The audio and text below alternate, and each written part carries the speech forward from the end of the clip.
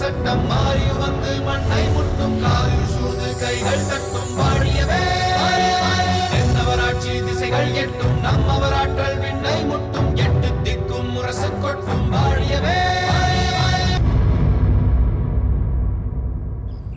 அது அது எனக்கு தெரியும் தாமரை, நீ அதற்காக முயற்சி செய்ததும் முத்துநகை அதற்கு மறுத்ததும் எனக்கு நன்றாக தெரியும்.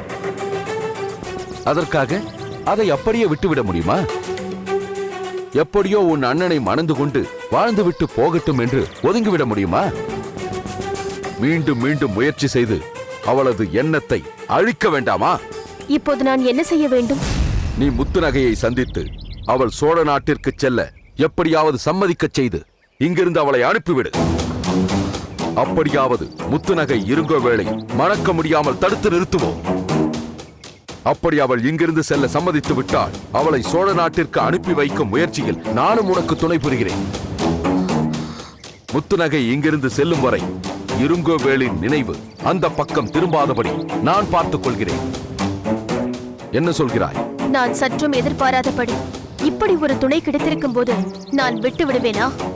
நிச்சயம் முயற்சி செய்வேன். அடிமேல் அடி அடித்தால் அம்மையும் நகரும் என்பார்கள். முத்துநகை நகர மாட்டாளா என்ன? அதையும் பார்த்து விடுகிறேன்.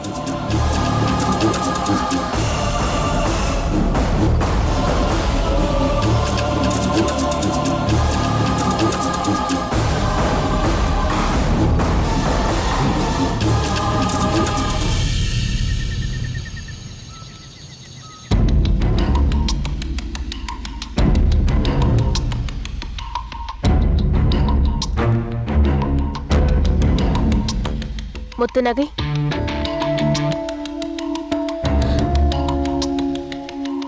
ஓ நீயா? மறுபடியும் எதற்கு இங்கு வந்தாய்? என்ன இப்படி கேட்கிறாய்? நீ சிறைப்பட்டு கிடப்பதைக் கண்டு என் மனம் எவ்வளவு வேதனைப்படுகிறது தெரியுமா?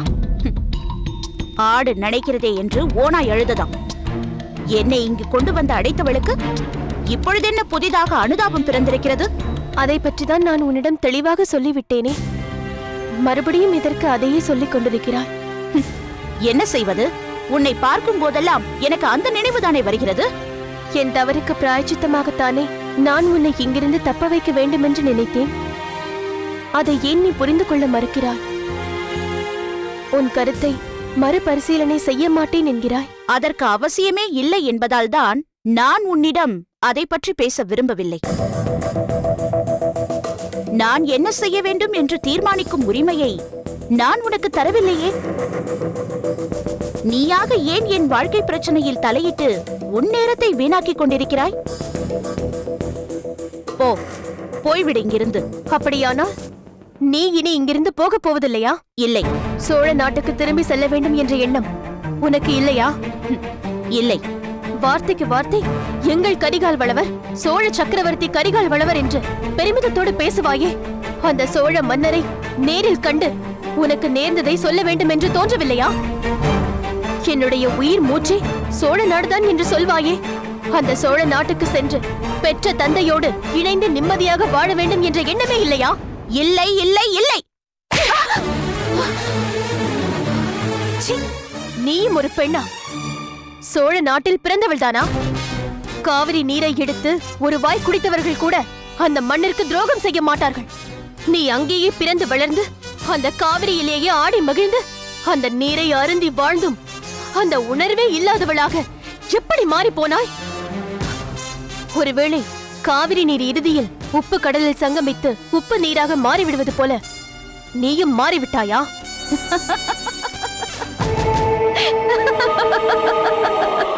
ஏன் சிரிக்கிறாய்? சில நாட்கள் பூம்புகாருக்கு சென்று வந்த உடனேயே உன் மனம் சோழ நாட்டுக்கு சார்பாக மாறிவிட்டதா? அவர்களுக்காக என்னை விடுவிக்க வேண்டும் என்று அடிக்கடி வந்து வற்புறுத்த தொடங்கிவிட்டாயே. ஏன்? அதில் என்ன சந்தேகம்? பூம்புகாரின் எழிலும் சிறப்பும் என்னை மெய்மறக்க செய்துவிட்டன.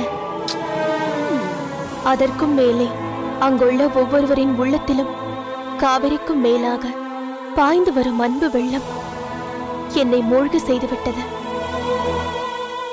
அனைத்திற்கும் மேலாக கரிகாலரின் பாசம் வியக்க செய்துவிட்டது.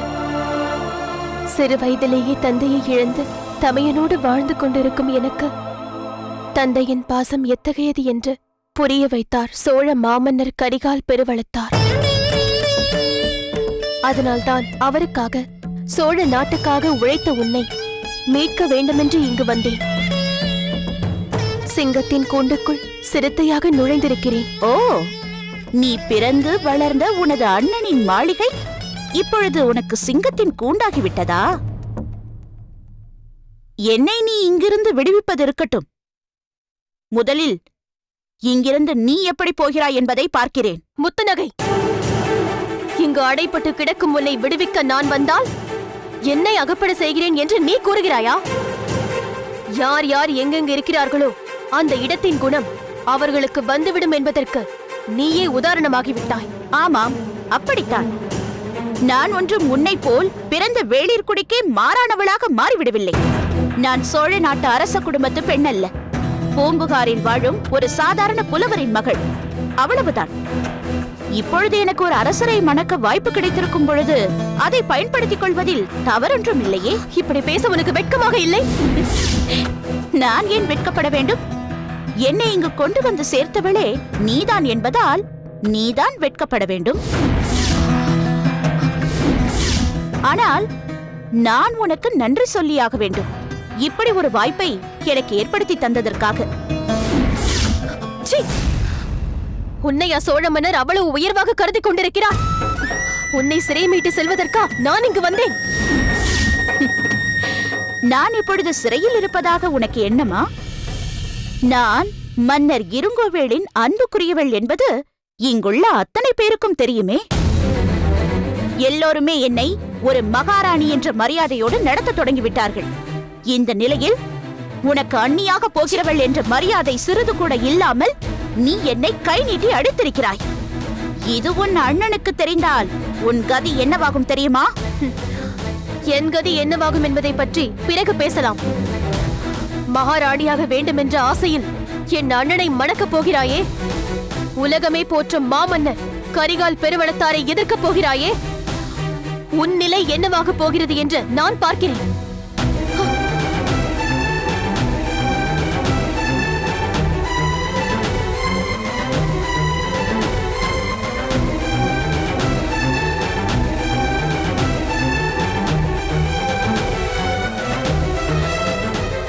என் நிலை வேறு யாருக்கும் வரக்கூடாது. சோழ நாட்டையே என் உடலாகவும் மன்னர் கரிகாலரையே என் உயிர் மூச்சாகவும் நினைத்து வாழ்ந்து கொண்டிருந்த நான் இன்று பகைவர்களுடன் சொந்தம் கொண்டாட வேண்டிய நிலை வந்துவிட்டது. என் நிலை வேறு யாருக்கும் வரக்கூடாது. என் நிலை வேறு யாருக்கும் வரக்கூடாது.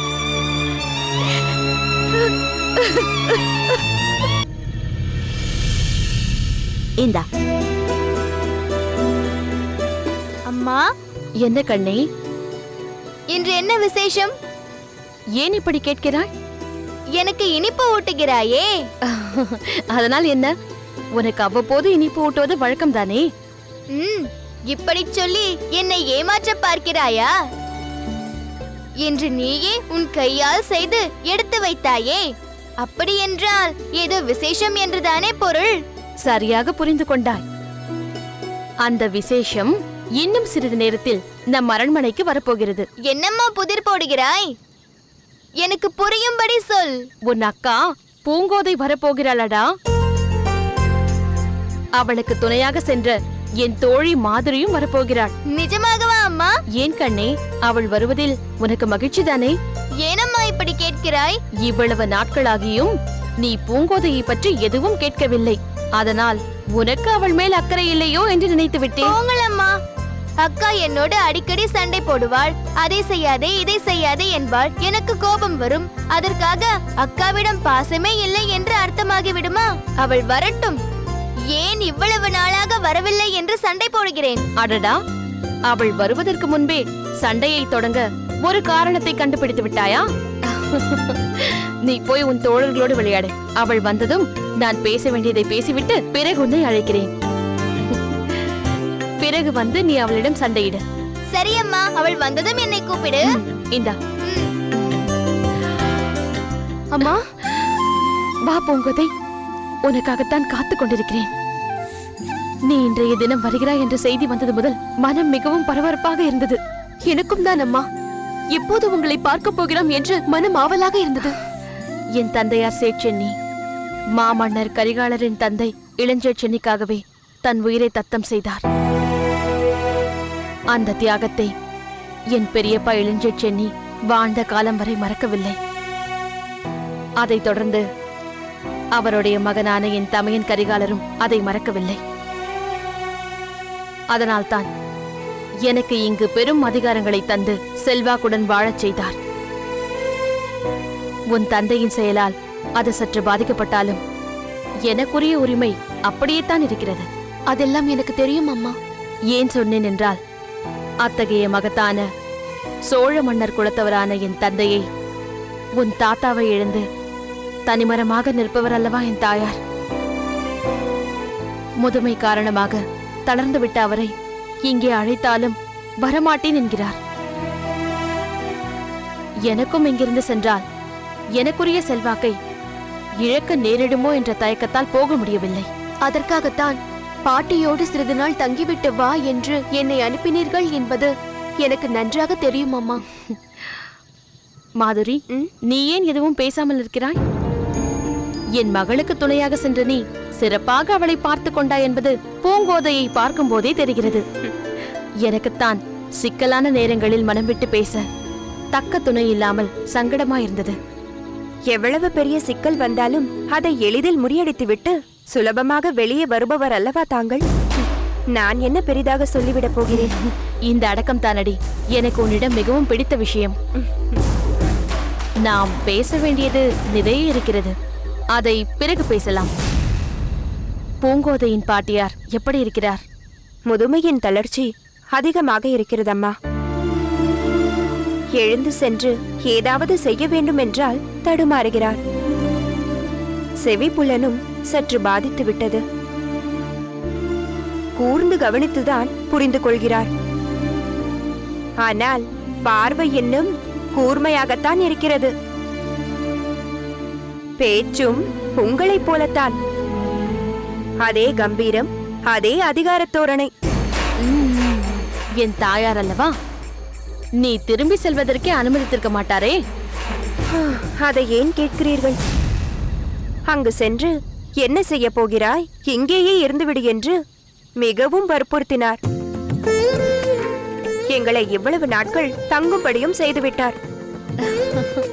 நீரில் அழுத்தப்பட்ட பந்து திணறிக்கொண்டு மேலே வருவது போல நாங்கள் வந்துவிட்டோம். அதுதான் சரி. அதை தவிர வேறு வழி இல்லை. அம்மா. என்னம்மா? அப்பா. ஆமாம், அப்பா. அவர் இன்னும் போங்கள் அம்மா. இதை கேட்க சங்கடமாக இருக்கிறது. நீங்கள் ஏதோ புரியாதது போல் பேசுகிறீர்கள். புரிகிறதம்மா, கவலைப்படாதே. உன் தந்தை சிறையிலிருந்து வந்து விட்டார். மன்னரை விடுவித்தாரா? அவர் எப்படி விடுவார்? இருங்கோவேள் இங்கு வந்து அவரை விடுவித்து தன்னோடு அழைத்துச் சென்றார். இதெல்லாம் விரிவாக பேச வேண்டிய விஷயங்கள். நீ சென்று சற்று ஓய்வெடுத்துக்கொள். தம்பி எங்கே அம்மா? விளையாட சென்றிருக்கிறான் அம்மா. நீ வந்தவுடன் உன்னிடம் சண்டை போடுவதற்காக அழைக்கச் சொன்னான். இது வேறா? இருக்கட்டும் இருக்கட்டும் அம்மா. நான் சென்ற முதலில் என் தோழி மலர்கொடியை பார்த்துவிட்டு வருகிறேன்.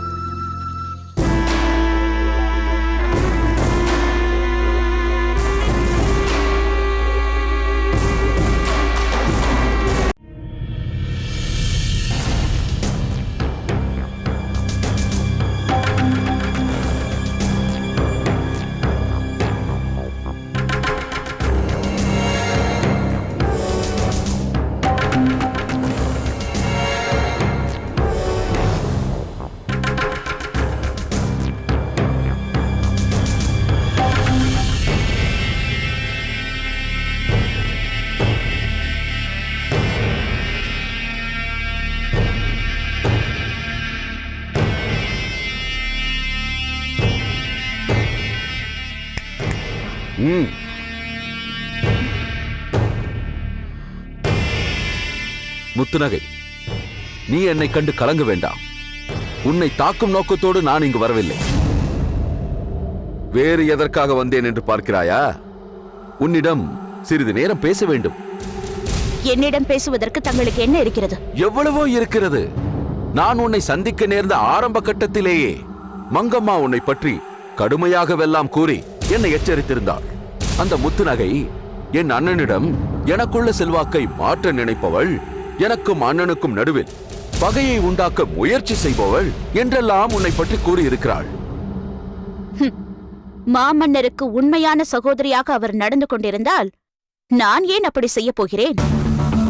மன்னருக்கும் மேலாக சகல அதிகாரங்களையும் தானே பெற வேண்டும் என்று நினைத்தார்.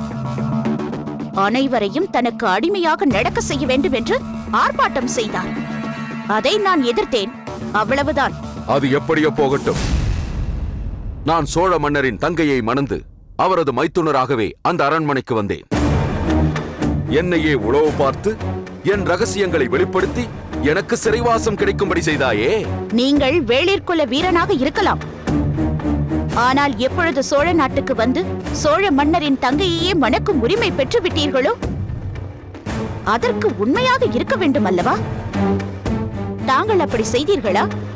நீங்கள் மங்கம்மாவை மணந்தது அவரிடம் உள்ள காதலுக்காக அல்ல, அவரை பயன்படுத்தி பூம்புகார் அரண்மனைக்குள் நுழைவதற்காகத்தான் என்பதை உங்கள் செயலின் மூலம் வெளிப்படுத்தி மன்னரை கொல்ல சதி செய்தீர்களே, அதற்கான தண்டனைதான் அந்த சிறைவாசம். முத்துநகை, ஒவ்வொருவருக்கும் அவரவருக்குரிய தர்மம் என்று ஒன்று இருக்கிறது. ராவணன் ஏன் சீதையை கடத்திச் சென்றான்? தன் தங்கையை அங்கபங்கம் செய்தவர்களை வஞ்சம் தீர்க்க வேண்டும் என்பதற்காக. துரியோதனன் ஏன் திரௌபதியை துகிலுரிய முனைந்தான்? மயன் மாளிகையில் அவன் தவறி விழுந்ததைக் கண்டு திரௌபதி ஏளனமாக சிரித்தாள் என்பதற்காக. வேளிர்கள் அத்தனை பேரும் கரிகாலனுக்கு ஏன் கடும் பகைவர்களானார்கள்? அவரவருக்குரிய சிறு சிறு நாட்டை அமைதியாக ஆண்டு கொண்டு போகட்டுமே என்று விடாமல் சிற்றரசர்கள் அனைவரும் தனக்கு கப்பம் கட்ட வேண்டும் என்று ஆதிக்க வெறியை கரிகாலன் காட்டியதற்காக. போதும், நீங்கள் சொல்லும் கதைகளை எல்லாம் நானும் அறிவேன். ராவணன் செய்தது தர்மமாக மட்டும் இருந்தால் அது அவன் தலையை காத்திருக்கும், மாறாக அவன் தலையை கொய்திருக்காது.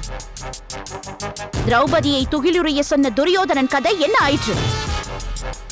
அவன் உடம்பில் பெருகிய ரத்தத்தை அவள் கூந்தலில் தடவி சீவி முடித்தாள் என்று அதே கதையில் சொல்லவில்லையா? நமக்கு விருப்பப்பட்ட ஒன்றை செய்துவிட்டு அதுவே தர்மம் என்று கூறக்கூடாது. ஒரு பேரரசு உருவாக்க வேண்டுமென்றால் பல சிற்றரசுகள் அதற்கு கட்டுப்பட்டுத்தான் இருக்க வேண்டும். அந்த நிலையில் சிற்றரசுகள் பேரரசுக்கு கப்பம் கட்ட வேண்டும் என்றால் அதை அவர்கள் ஏற்றுக்கொள்ளத்தான் வேண்டும். கப்பத்தால் திரட்டப்படும் தொகை நாட்டு மக்களின் நன்மைக்காகத்தானே பயன்படுத்தப்படுகிறது.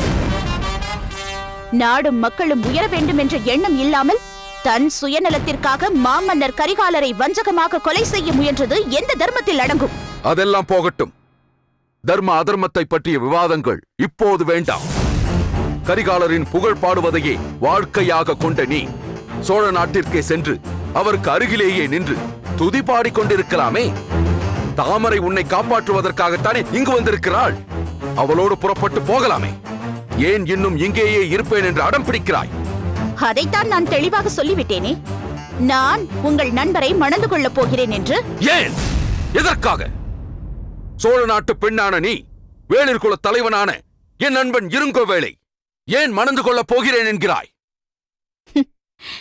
இப்படி ஒரு கேள்வியை கேட்க முதலில் உங்களுக்கு என்ன தகுதி இருக்கிறது? வேளிர்குல அரசனான நீங்கள் சோழ நாட்டு அரசகுல பெண்ணையே காதலித்து மணக்கவில்லையா? நான் அப்படி செய்தது கரிகாலனை அழிக்க வேண்டும் என்ற நோக்கத்தை நிறைவேற்றிக் கொள்வதற்காகத்தான். நானும் ஒரு நோக்கத்தை நிறைவேற்றிக் கொள்ளத்தான் இப்படி செய்ய போகிறேன். ஆக உண்மையான காதலோடு நீ இருங்கோவேளை மணக்கப் போவதில்லை. நீங்கள் அப்படி நினைத்தால் அதை நான் மறுக்கப் போவதில்லை. அப்படியானால் மனம் புரிவதாக நீ சொல்வது பொய். அப்படியா? இதை அப்படியே உங்கள் நண்பரிடம் சென்று சொல்லி பாருங்களேன். அதை அவன் நம்ப மாட்டான் என்பதற்காகத்தானே நீ இவ்வளவு துணிச்சலாக பேசுகிறாய். அது தெரிந்திருந்தும் நீங்கள் தானே இப்பொழுது தேவையில்லாமல் பேசிக் கொண்டிருக்கிறீர்கள். முத்துநகை, நீ ஒரு சதிகாரி. இருங்கோவேளை மணப்பதாக நாடகமாடி காலத்தை கடத்திக் கொண்டு இங்குள்ள செய்திகளை உளவறிந்து சோழ நாட்டிற்கு அனுப்ப வேண்டும் என்பதற்காகத்தானே நீ இப்படி செய்கிறாய்? இதை நான் என் நண்பனுக்கு தெரியப்படுத்தி அவனே தன் கரத்தால் உன்னை கழுத்தை பிடித்து வெளியே தள்ளும்படி செய்கிறேன் பா. நீங்கள் நண்பன் என்ற பெயரில் நாடகமாடி வேளிர்குடியை அழிக்க வந்த சதிகாரர் என்று உங்கள் நண்பர் இருங்கோவேளை நம்பும்படி செய்கிறேன். இங்குள்ள அனைவரின் கண் முன்னாலும் துரோகி வெளியே போ என்று சொல்லி அவரே உங்களை மரமாளிகைக்கு வெளியே தூக்கி எறியும்படி செய்கிறேன் பாருங்கள். எனக்கே பதிலுக்கு பதில் என்று அரைக்கோவல் விடுகிறாயா? நீங்கள் என்ன, உங்கள் மனைவியே என்னிடம் இப்படி பலமுறை சவால் விடுத்து தோற்று போய் நின்றவர்தானே? அன்று அவருக்கு ஏற்பட்ட அதே நிலைதான் உங்களுக்கும் ஏற்பட போகிறது. ஆகையால் நேரத்தை வீணடிக்காதீர்கள். இல்லை, நான் என் மனைவிக்கு ஏற்பட்ட அவமானத்தை நீக்குகிறேன். என் சவாலை நிறைவேற்றுகிறேன். நானும் உங்களிடம் போட்ட சவாலை நிறைவேற்றி காட்டுகிறேன். அப்படியானால் நாம் இருவரும் இப்பொழுதே ஒரு விஷயத்தை தீர்மானித்துக் கொள்வோம். என்ன? நான் ஒரு ஆண் பிள்ளை. நமக்குள் நடந்த இந்த சவாலை பற்றி வெளியில் யாரிடமும் சொல்ல மாட்டேன். ரகசியத்தை காப்பாற்றுவதில் ஆண்களை விட பெண்கள் கெட்டிக்காரர்கள். நானும் இதை பற்றி எவரிடமும் சொல்ல மாட்டேன். அதையும் பார்த்துக் கொள்ளலாம். வெளியில் தள்ளப்படும் நாளை எதிர்பார்த்து காத்துக் கொண்டிரு. அதற்கு முன்னால் தூக்கி எறியப்படும் இடத்தை நீங்களே தேர்ந்தெடுத்துக் கொள்ளுங்கள். கோபத்தை குரலில் காட்ட வேண்டாம், செயலில் காட்டுங்கள்.